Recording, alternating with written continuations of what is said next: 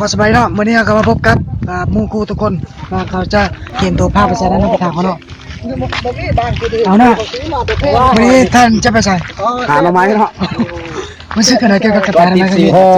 ม้วนมันเป็นอะไรจะไปหาทำไมเนี่ยกินเป็นอาชีพอะไรกันกินวะเบื่อเลยกินแต่ปลากับซีนสดเลยไปหากินน้ำมันหน่อไม้เลยหน่อไม้เลยเฮ้ยสดแล้วก็เสียหมอไปสดขอโคกแล้วไม่ได้กินไปไหนไปใช่ไหมไปมื้อนี้เราจะหาหน่อไม้เนาะแถวๆใกล้ๆเนี่ยใกล้ๆของเฮียนนี่หน่อไม้นี่เกินหรือเปล่าอย่างนี้นะหน่อไม้นี่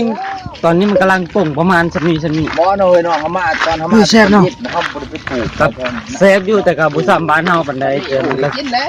พอได้กินพอได้แก้ไขไปดำคาบ2ครั้งจอดเลยโต๊ะมาฮอดเวลานี้กับพวกน้องนักศึกษาเขากำลังหาหน่อไม้อยู่เนาะเป็นการหาหน่อไม้ที่แบบโมลานร่างการที่สุดภายในเกาะนึงมีอยู่5คนหาโซนนี้ก็เป็นน้องไอแหล่เขาเนาะเจ้าของสวนเขาบ่อันนี้ก็เป็นท่านเหมือนตาเนาะเป็นกำลังซ่องหาหน่อไม้อยู่เนาะมาทำกันเที่ยวมาทำกันตักไตคนได้ย่อยก็มีคนเฮ็ดได้ย่อยก็มี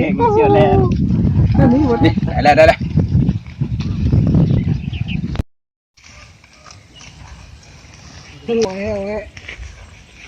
เป็นพยาเป็นบุ้งอ๋อท่านแล้วทางอะไรเนี่ยน่ะ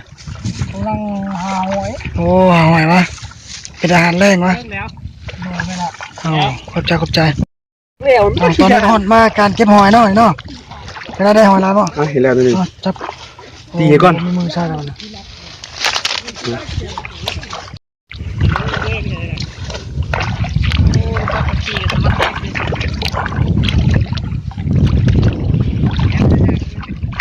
โอ้เฮ้ยเชียวสภาพเลยเชียวเกี่ยวหอยเลยเชียวไม่เลยเชียวเกี่ยวหอยโอ้ยอดเลยเชียวโต๊ะเชียวสภาพนี่เชียวนั่นแหละเชียวโต๊ะแล้วเชียว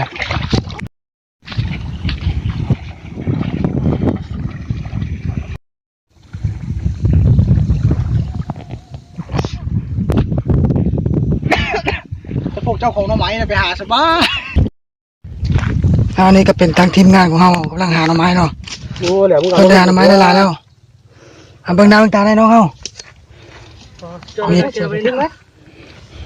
มาลุยนกเชียวเป็นการก่อประเด็น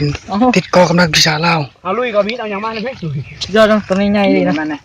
ชื่อว่าฮักว่าชื่อน้อยใจเขาจะว่าตัดไม้อันนั้นก่อนบอกว่าเห็นเป็นบ่อไม่บ่อมันมีบ่อเนี่ยมันมีบ่องโอ้ยฮักเอาซะมีแต่ช่วยยานจังเลยเดินฮักกับบ่อเขาไม่บ่อต้นมะเขือขี่เขาซะนี่เลยเสียหน่อไม้นะชมนี่เลยก็บ่หลายนะใบมะเขือซะนี่แหละมึงอ่ะเลยใส่ตัวนี้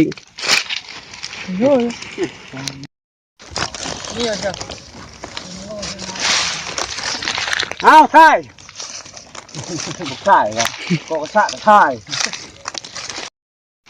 อันนี้ก็เป็นมุมมองนึงเนาะเป็นมุมมองนึงของการถ่ายทำ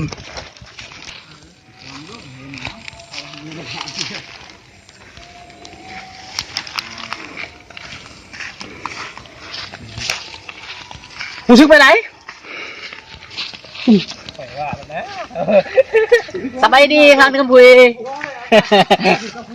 สวัสดีใช่ไหม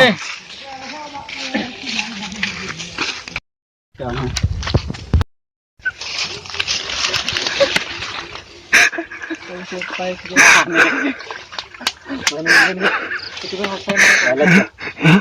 แล้วกูยังให้เลยโอ้ยเขาไม่ใช่คือว่าย้ำไม่ขึ้นขึ้นจะหัวมันเหี้ยขึ้นดูมือเหี้ยไปนะตัวน่ะ